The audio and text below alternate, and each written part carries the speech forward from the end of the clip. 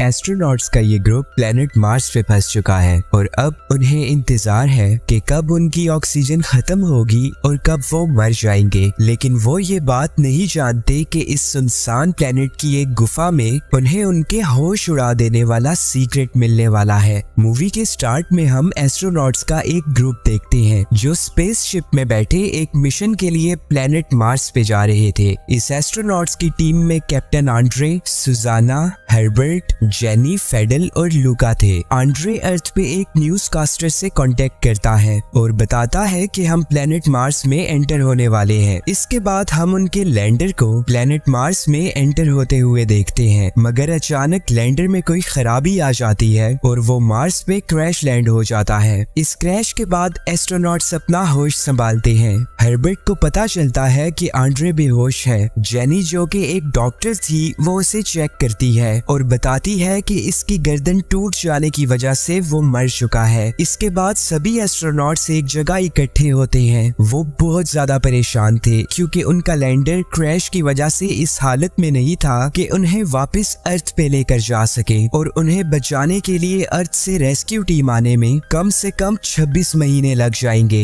इसके बाद वो अपने एक साथी लोवेल से बात करते हैं जो कि पीछे स्पेस स्टेशन पर रह गया था। वो उसे अपनी हालत के बारे में बताते हैं। लोवेल कहता है कि मुझे थोड़ा वक्त दो, मैं कोई हल ढूंढता हूँ। अब कैप्टन आंड्रे के मर जाने के बाद सुजाना उनकी सेकंड कैप्टन थी और बाकी के क्रू को अब उसके ऑर्डर्स का इंतजार था। वो उन्हें कहती है कि हम यहाँ पूरी तरह फंस चुके हैं और हम सबको ये हकीकत मान लेनी चाहिए कि बहुत जल्दी हम सब मर जाएंगे। लेकिन हर्बर्ट उसकी ये बात मानने को तैयार नहीं था। वो कहता है कि हमें कोई सोल्यूशन ढूंढना चाहिए, ना कि ऐसे हार मानकर अपनी मौत का इंतजार करना चाहिए। जब तक अर्थ से रेस्क्यू मिशन नहीं आता तब तक हमें जिंदा रहना होगा। लूका कहता है कि ये नामुमकिन है, हम इतने ज्यादा वक्त तक सिर्फ इस लैंडर के सहारे जिंदा नहीं रह पाएंगे क्योंकि हमारे पास रिसोर्सेज बहुत कम हैं। हमारे पास पानी और ऑक्सीजन सिर्फ 1 साल के इस्तेमाल के लिए है, जबकि रेस्क्यू टीम को आते आते 26 महीने लग जाएंगे। अगर हम रिसाइकलर को यूज करके रिसोर्सेज को ज्यादा वक्त के इस्तेमाल के काबिल बना भी दे तो फिर इस लैंडर की बिजली 1 साल से भी कम वक्त में खत्म हो जाएगी। अब सुजैना टीम के सभी मेंबर्स को टास्क्स देने लगती है ताकि वो ज्यादा से ज्यादा वक्त तक जिंदा रह सके। वो फेडल को कहती है कि पता करो कि लैंडर किस खराबी की वजह से क्रैश हुआ। पता चलने पे वो बताता है कि एंट्री के वक्त सिर्फ 1 सेकंड के लिए लैंडर का सॉफ्टवेयर बंद हुआ, जिस वजह से हम यहाँ क्रैश लैंड हो गए। वो उसे ये भी बताता है कि मार्स में एंट्री के वक्त हमारे लैंडर ने एक वैली की कुछ तस्वीरें खींची थी जहाँ पर काफी ज्यादा धुंध दिखाई दी। इसके बाद लूका और हर्बर्ट फैसला करते हैं कि वो बाहर जाएंगे और लैंडर का इंजन फ्यूल चेक करेंगे। जेनी कहती है कि तुम लोगों के साथ मैं भी बाहर जाऊंगी और आंड्रे की कब्र खोदूंगी ताकि उसे दफनाया जा सके। लूका कहता है कि हमें इन कामों में अपना वक्त जाया नहीं करना चाहिए। जेनी कहती है कि हम बेशक मार्स पे हैं, लेकिन मरने के बाद उसे ऐसे तो नहीं छोड़ सकते। लेकिन लूका का मानना था कि डेड बॉडीज को दफन करना इंसानों की बस एक सुपरस्टिशन है। इसके बाद जेनी सुजाना से परमिशन मांगती है ताकि बाहर वो उसको दफन कर सके। सुजाना उसकी बात मान जाती है। इसके बाद जेनी, हर्बर्ट और लूका आंड्रे की बॉडी को दफनाने के लिए बाहर चले जाते हैं। फेडल सुजाना को कहता है कि मैं इस मुश्किल सिचुएशन में खुद पर काबू नहीं रख पा रहा। मुझे डर है कि इस इमोशनल ब्रेकडाउन की वजह से ही मैं मारा जाऊंगा। इसके बाद वो लोग आंड्रे को दफनाकर वापस आ जाते हैं और लूका सुजाना को कहता है लैंडर का फ्यूल पूरी तरह खत्म हो चुका है, हम बहुत जल्दी मरने वाले हैं। हर्बर्ट लूका को गुस्से से कहता है अपने डर पे काबू रखो और बार बार मरने की बात मत करो, तुम्हें इस सिचुएशन में इतना नेगेटिव नहीं सोचना चाहिए।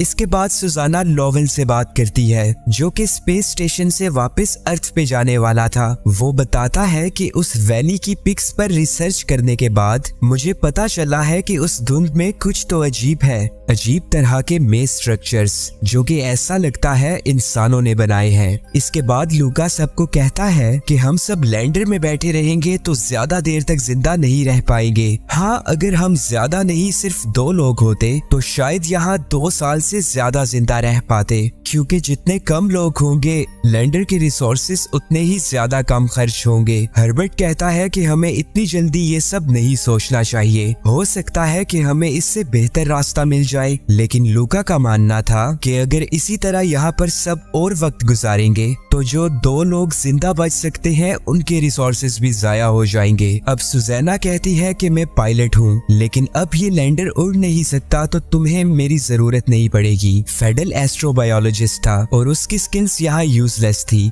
और साथ ही साथ हर्बर्ट की भी, क्योंकि वो एक जियोलॉजिस्ट था। जेनी एक डॉक्टर थी और लूका इंजीनियर था, और लैंडर के इस कैबिन में रेस्क्यू टीम का वेट करने के लिए ये दोनों सबसे ज्यादा यूजफुल थे। सुजैना कहती है इन दोनों के अलावा हम सब बाहर जाएंगे, और जब तक हमारे सूट्स में ऑक्सीजन रहेगी हम इस प्लेनेट को एक्सप्लोर करेंगे। अब वो अपने अपने सूट्स पहनते हैं और बाहर चले जाते हैं। लूका कहता है कि हमें अपने कैमरास को ऑन कर लेना चाहिए, शायद हमारी वॉक की फुटेजेस अर्थ के साइंटिस्ट के काम आ सके। कैमरास ऑन करने के बाद वो उस वैली की तरफ बढ़ने लगते हैं, जो कि यहाँ से कुछ घंटे ही दूर था। जेनी और लूका उन्हें लैंडर में बैठकर ही मॉनिटर कर रहे थे। फिर कुछ घंटे चलने के बाद वो उस वैली तक पहुंच जाते हैं, जहां वो अपनी आंखों से धुंध के इस मंजर को देखते हैं। लेकिन धुंध तक पहुंचना मुश्किल था, क्योंकि बीच में काफी बड़ी खाई थी। हर्बर्ट कहता है कि इस प्लेनेट की ग्रेविटी अर्थ की ग्रेविटी से 3 गुना कम है, इसलिए हमें ज्यादा मुश्किल नहीं होगी, हमें आगे बढ़ना चाहिए। फेडल कहता है कि हमारा इस सुनसान प्लेनेट पे आना पागलपन है, और हमारे बाद भला कोई और इस प्लेनेट पे क्यों आएगा। हर्बर्ट कहता है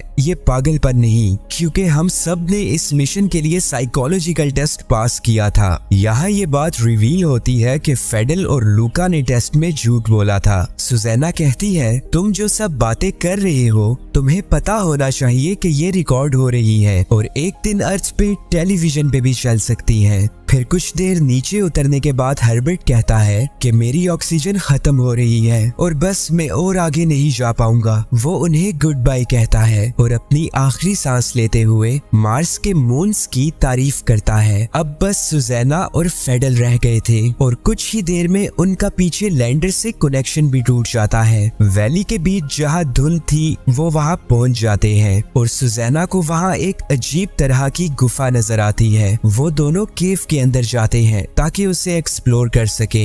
वहीं लैंडर में लूका जेनी को बताता है कि हमारे कैबिन में एक लीक है और कैबिन की ऑक्सीजन बहुत तेजी से वेस्ट हो रही है। जेनी कहती है हमें लीक ढूंढकर सील कर देनी चाहिए, लेकिन अब बहुत देर हो चुकी थी क्योंकि वार्निंग अलार्म्स बजने लगे थे। अब उन दोनों के पास भी इस कैबिन में बैठकर अपनी मौत का इंतजार करने के अलावा कुछ भी नहीं था। लूका कहता है कि हमें बस अब एक दूसरे के साथ यहाँ इंटीमेट हो जाना चाहिए ताकि हम खुशी खुशी मर सके। जेनी गुस्सा हो जाती है और कहती है कि जिंदा रहने की कोशिश करने की बजाय तुम्हें यहाँ सेक्स करने की पड़ी है। मैं ऐसे नहीं मरना चाहती, मैं जिंदा रहने की कोशिश करूंगी और लीक को ढूंढूंगी। वहीं दूसरी तरफ गुफा में उन्हें इंसानों की बनाई हुई मार्किंग्स मिलती है, जिनको देखकर दोनों ही काफी ज्यादा हैरान थे। ये मार्किंग्स इस बात का सबूत थी कि कभी यहाँ भी सिविलाइजेशन हुआ करती थी। फिर केव में थोड़ा और आगे जाने के बाद उन्हें एक टनल नजर आती है जो उनके एंटर होते ही खुद से ही रोशन हो जाती है। फेडल को अपने प्रेशर गेज से पता चलता है कि इस टनल का एयर प्रेशर नॉर्मल है। अब वो रिस्क लेते हुए अपना ग्लव उतारता है, मगर उसे कुछ भी नहीं होता। फिर वो अपना हेलमेट उतारता है और वो इस बात से शॉक था क्योंकि टनल में मौजूद हवा सांस लेने के लायक थी। सुजैना भी अपना हेलमेट उतार देती है।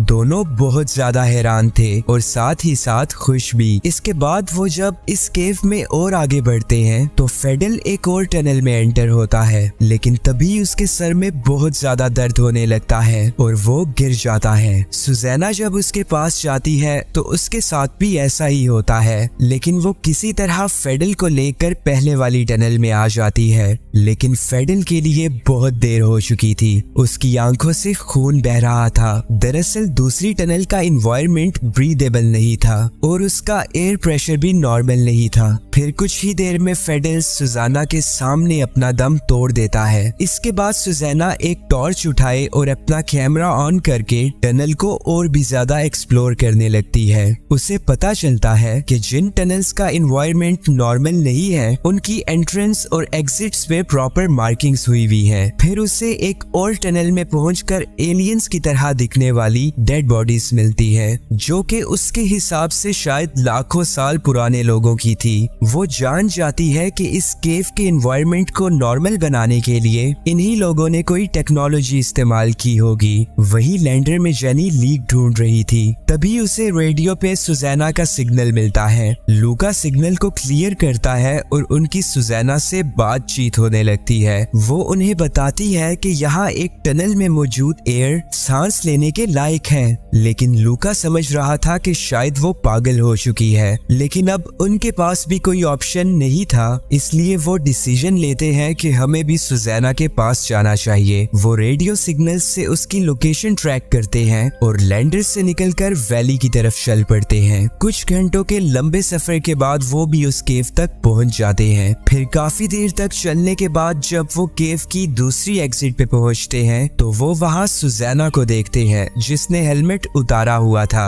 वो दोनों भी अपने हेलमेट्स उतार देते हैं और सुजैना को गले लगा लेते हैं। उनके पास एक लेक भी था जहां से उनकी पानी की जरूरत पूरी हो सकती थी और कुछ उन एलियंस की लाइफ फॉर्म्स भी जिनको खाकर वो इतना वेट कर सकते थे कि रेस्क्यू मिशन उन तक पहुंच जाए। सुजैना के कैमरा की फाइनल बैटरीज डेड होने से पहले वो एक वीडियो रिकॉर्ड करती है और कहती है कि अब मैं जान चुकी हूँ कि लाखों साल पहले इस प्लेनेट मार्स पे भी लाइफ एग्जिस्ट करती थी। वो ये बात जानना चाहती थी कि उन सब की यहाँ जिंदगी कैसी होगी। इसके बाद वो वहाँ आग जलाते हैं और हमें पता चलता है कि जिन मार्क्स की उनके लैंडर को पिक्चर्स मिली थी वो बहुत ज्यादा पुरानी एक सिटी के स्ट्रक्चर्स थे जो कि कभी इस प्लेनेट पे रहने वाली सिविलाइजेशन ने बनाई थी। इसी के साथ मूवी एंड हो जाती है।